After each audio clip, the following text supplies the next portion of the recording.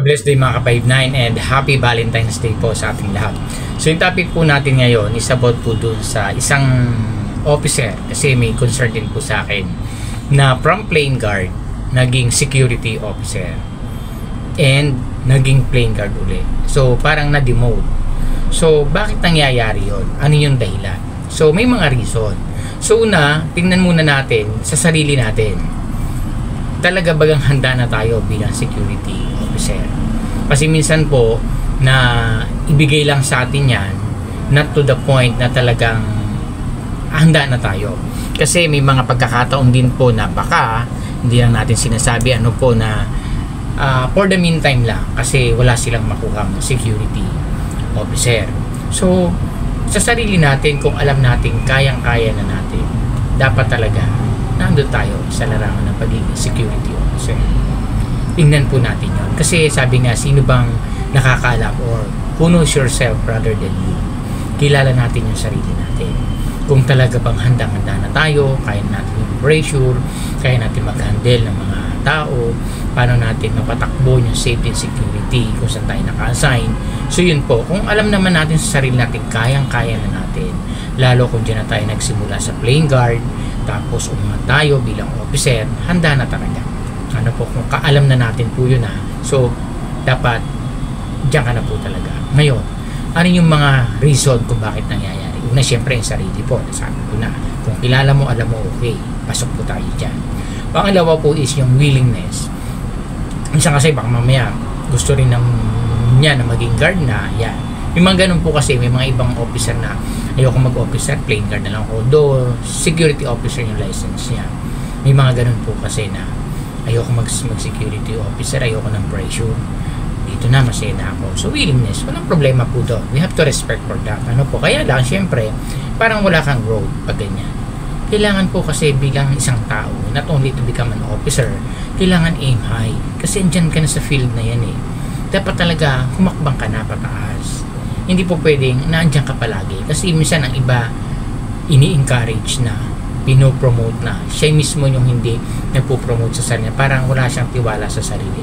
Mali naman po yun. Kasi in our part po, pagka ganun na alam natin kaya na o may nagtitiwala na sa atin, dapat po talaga aangat na tayo. Kasi siyempre po, pag nasa edad na tayo, tapos plain guard ka pa, medyo mahirap na makipagsabayan pag nagkaroon na ng age limit. Ano po?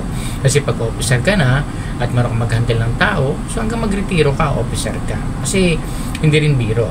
Talagang maraming kailangang officer, kaya nga lang, hindi naman lehitimong akma bilang maging officer. Kaya nagkakaproblema din. So, yun yung willingness. Ngayon, kung hindi, respeto po, okay lang po yun. Ano po? Pangalawa is yung client distinction. Kasi ang mga client po, meron din yung mga parameters para makapasa or mai-handle mo yung pagiging security officer mo. So, tinitingnan po yun.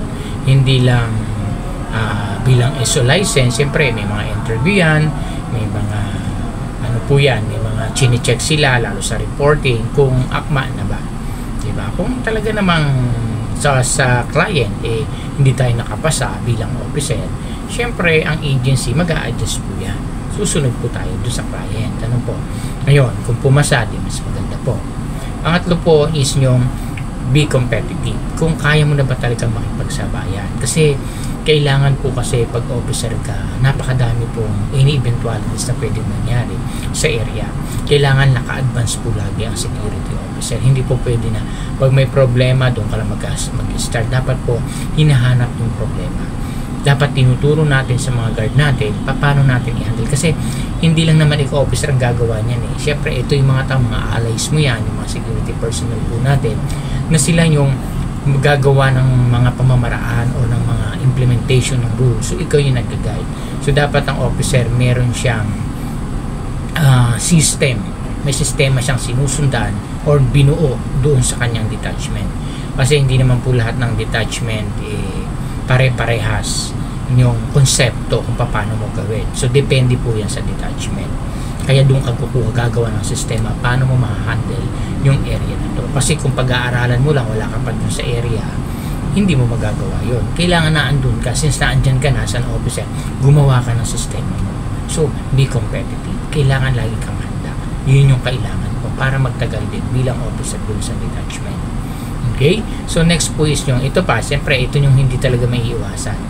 Minsan handa na yung tao, officer na, yung bata-bata system. Hindi maiwasan po yan.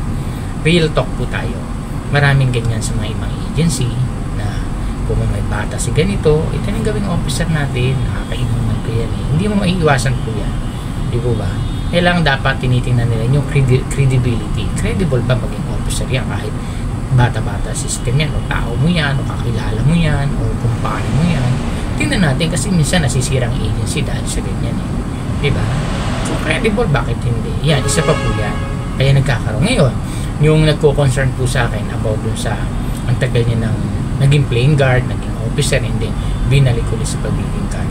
Ang sabi ko naman, kung talaga namang kaya mo na maging officer at hindi maibigay ng agency kung nasaan siya, pwede naman tayo mag-transfer kasi kailangan po yung growth natin ma-develop po doon. Kasi kung na-hold dahil lang sa ganung sitwasyon na alam mo naman credible ka, baka may bata-bata system, tingnan nyo rin po yung sinabi ko.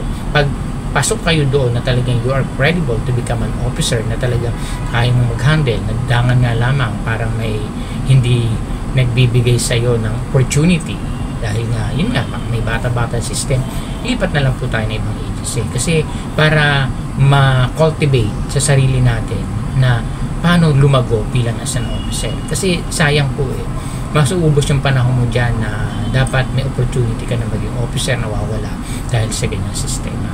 So lipat na lang po, huwag na tayong ipagpili kasi syempre hindi rin natin masisisi sila dahil sila yung mga officer niya sa agency, baka may ganun, lipat na lang. Or baka naman may another pang paraan, or tingnan mo din, baka naman yun nga po, hindi ka pa handa or may kailangan pa aral. Ngayon kung talagang prepared ka na, yun much better. Lipat na tayo sa pagiging officer para ay agency, para makuha natin lahat ng tactics, ng sistema sa pagiging officer. Kasi hindi po biro. Talagang paniging officer ka, dapat po talaga nag-aaral, nagbabasa ng mga books, tapos yung mga sitwasyon, pinag-aaralan po natin, ano yung pwedeng gawin. Ganun po, sobrang bigat po ng trabaho, hindi madali. Kasi tayo po mga officer ang gumagawa ng mga kaparaanan para magtagal yung agency sa client po natin. Nasa officer po yan. Sunod na sa mga guard natin. Kasi pag ang officer po palpak mahina or hindi gumagawa ng sistema, hindi mo magtatagal. Dapat it takes mga 2-3 taon ka, 4-5, lalo kung mag-aanin ka na, medyo credible na. Pero wag pa din kampante. Kasi nga sabi nga, everyday nakakontract tayo. Kaya nakakontrata yan Kumbaga, pwedeng ma-revoke yan or pwedeng wala talaga yung contract. Kaya nga kontrata po anytime. Yan, dapat ingat po palagi. Laging hinahandle natin ng tama yung any situation.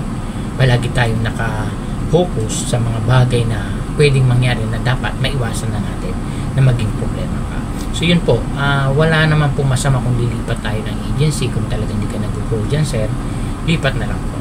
Okay, marami pong salamat and I hope po nakatulong to kay sir at saka sa mga aspiring officer po. Go lang po, aral, tapos po always keep on praying para natutulungan tayo at huwag agad susuko sa mga pagsubok sa buhay, sa mga problema. Kasama po yan as an officer. And God bless po sa ating lahat.